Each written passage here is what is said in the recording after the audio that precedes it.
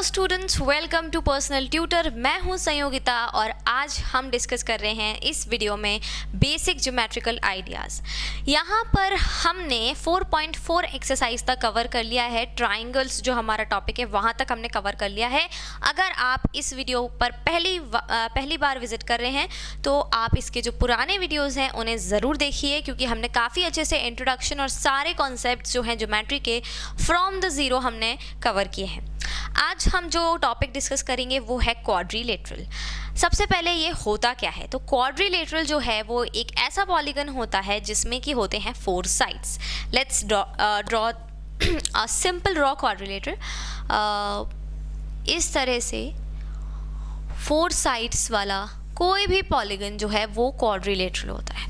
अब आप कहेंगे कि 4 साइड्स तो स्क्वायर में भी होते हैं, रेक्टेंगल में भी होते हैं, पैरेललोग्राम में भी होते हैं, तो सारे के सारे क्या हैं, क्वाड्रिलेटरल हैं।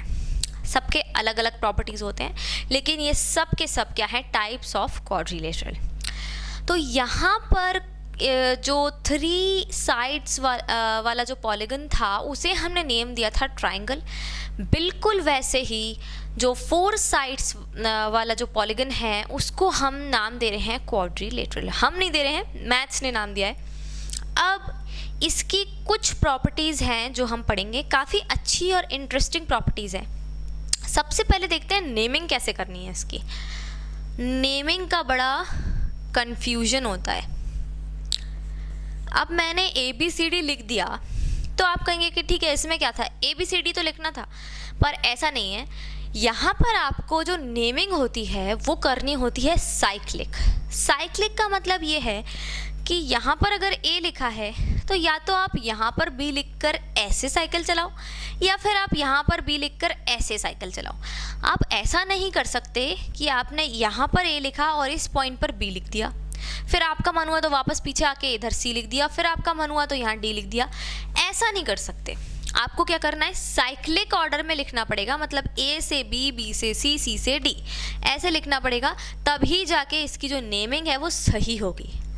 और अगर आपने उल्टा सीधा नाम दे दिया तो फिर आप भी कंफ्यूज होंगे, सामने वाला भी कंफ्यूज होगा और क्वेश्चन भी गलत हो जाएगा। इसलिए हम क्या करेंगे, हमेशा इसे साइक्लिक ऑर्डर में ही नाम देंगे, A, B, C and D। This is the main thing जो अभी हमें देखनी है कि ABCD साइक्लिक ऑर्डर में हमने नाम दिया, ठीक है। अब इसकी कुछ और प्रॉपर्टीज़ हैं। सबसे पहले तो ये साइक्लिक ऑर्डर में नाम देते हैं। क्वाड्रिलेटरल जो है इसमें आपका ABCD हो सकता है, PQRS हो सकता है, कुछ भी हो सकता है। इसके 4 साइड्स होते हैं, तो 4 साइड्स के नाम लिख लेते हैं एक बार। वैसे ट्राइंगल के हमने लिखे थे नाम, तो आप समझ सकते हैं क्या नाम होंगे, लेकिन फिर भी एक फॉर्मेलिटी है, पूरी कर लेते हैं। तो साइड्स के नाम लिखते हैं यहाँ पर 4 साइड्स। चलिए साथ साथ में आप भी बोलेंगे 4 साइड्स के नेम्स। A से शुरू करेंगे, A से लेके B तक पहली साइड हो गई इसकी, तो हो गया AB। दूसरी साइड इसकी B से C तक हो गई, तो वही हो गया BC। थर्ड साइड हो गई C से D तक, तो हो गया CD, और D से A तक तो हो गया DA। ऐसे करके ये AB, BC, CD, DA, ये करके 4 साइड्स हमें मिल गई हैं। अब इसके एंगल्स पर आ जाते हैं। कितने एंगल्स आपको यहाँ दिखाई दे रहे हैं, 1 2 3 4। एक तो ये है, ये है और एक ये एंगल है, तो इनके भी नाम लिख लेते हैं 4 एंगल्स। इनके नाम आप लिख सकते हैं शॉर्ट में, angle A, angle B, angle C, angle D, या फिर पूरा नेम जो हम लिखते हैं, एंगल DAB,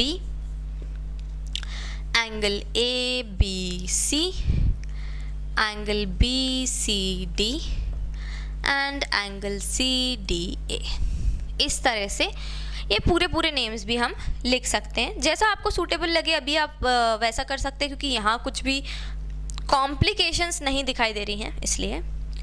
अच्छा, इस क्वाड्रिलेटर का नाम क्या होगा, ABCD, क्वाड्रिलेटर ABCD।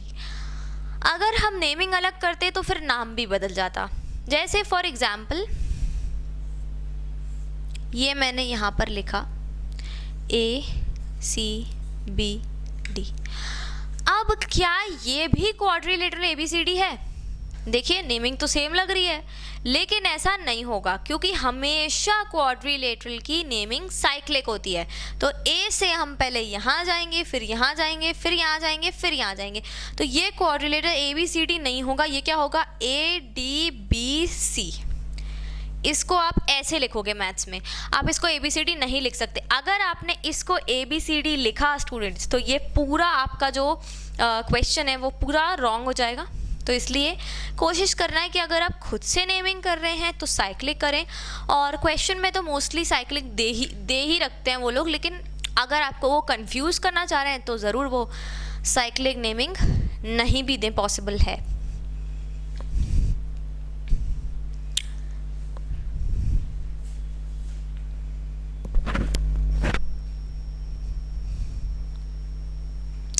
ये तो हुई 4 साइड्स और 4 एंगल्स की बात। अब हमें यहाँ पर कुछ एक प्रॉपर्टीज़ और एडिशनल प्रॉपर्टीज़ होती हैं इसकी जो हमें देखनी है। कुछ टर्म्स लिखूंगी मैं यहाँ पर, कंफ्यूज नहीं होना है, घबराना नहीं है, नए टर्म्स हैं आपके लिए, तो धीरे धीरे सीखेंगे सारी चीज़ें। पहला टर्म जो है वो है एडजेसेंट साइड्स। अब ये एडजेसेंट साइड्स क्या होती हैं? देखिए हमारे पास यहाँ पर 4 साइड्स हैं इस क्वाड्रिलेटर में, ठीक है। अब ए से बी तक जाइए और फिर बी से सी तक जाइए, तो ये वाली साइड और ये वाली साइड दोनों पास पास में है, पहली चीज़, ठीक है। और इनमें एक पॉइंट जो है वो कॉमन है, राइट। ये जो बी पॉइंट है ये ए बी में भी है और ये बी सी में भी है। तो ए बी और बी सी को इस पॉइंट ने कह दिया क्योंकि मैं बी सी में भी हूँ, क्योंकि मैं ए बी में भी हूँ, इसलिए ये दोनों साइड्स हो गई एडजेसेंट साइड। मतलब अगर 2 साइड्स में कोई एक पॉइंट, एक वर्टेक्स कॉमन हो तो वो दोनों साइड्स क्या कहलाती हैं? एडजेसेंट साइड्स कहलाती हैं। तो यहाँ पर एडजेसेंट साइड कौन सी होंगी? A B and B C, pair में होती हैं ये, A B and B C. ये तो हो गया पहला पेयर।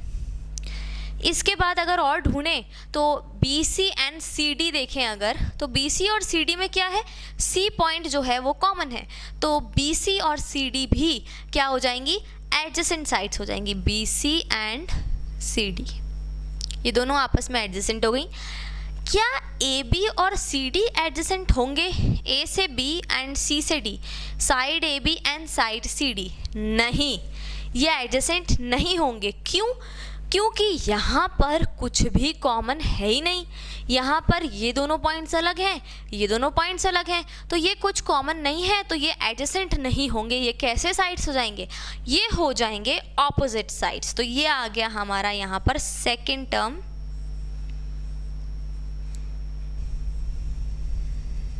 Opposite sides.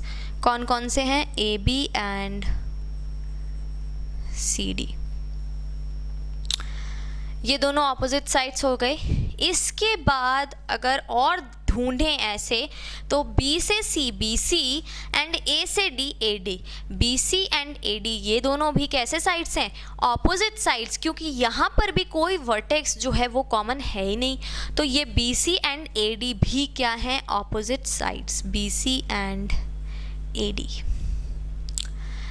2 पेयर होते हैं ऑपोजिट साइड्स के और 4 पेयर होते हैं एडजेसेंट साइड्स के। हमने 2 ही लिखे हैं। देखिए हमने लिखा A B and B C, ठीक है, फिर दूसरा पेयर लिखा B C and C D, ठीक है। तीसरा और पेयर होता है क्या? C D and D A. इसमें जो पॉइंट डी है वो कॉमन है, तो C D and D A. और लास्ट पेयर जो है वो हो जाएगा D A and A B, क्योंकि इसमें जो है ए कॉमन आ जाएगा, तो D A and A B. तो ऐसे करके ये हमारे जो हो गए 4 पेयर्स हो गए एडजेसेंट साइड्स के और 2 पेयर हो गए ऑपोजिट साइड्स के। तो ये हर क्वाड्रिलेटर में यही होगा, ऑपोजिट साइड्स के होंगे आपके पास 2 पेयर और आपके पास होंगे एडजेसेंट साइड्स के 4 पेयर्स। अब एक जैसे ये एडजेसेंट साइड्स थे, ऐसे ही एडजेसेंट एंगल्स भी होते हैं। वो कैसे होंगे? पास पास। मतलब यहाँ पर अगर 2 साइड्स जो हैं, इन दोनों में कोई एक एंगल यहाँ पर कॉमन आ रहा है, जैसे कि देखिए ये एक एंगल है B और ये एक एंगल है A, ये जो एंगल दोनों हैं ये कैसे हैं, ये एक ही लाइन पर बन रहे हैं, मतलब लाइन ए बी पर दो एंगल बन रहे हैं, angle A and angle B, ये दोनों पास पास में हैं, तो ये हो जाएंगे एडजेसेंट एंगल्स। ऐसे ही अगर बात करें सी की, तो एंगल ए और एंगल सी एक लाइन पर नहीं बन रहे हैं, इसलिए ये हो जाएंगे ऑपोजिट एंगल्स।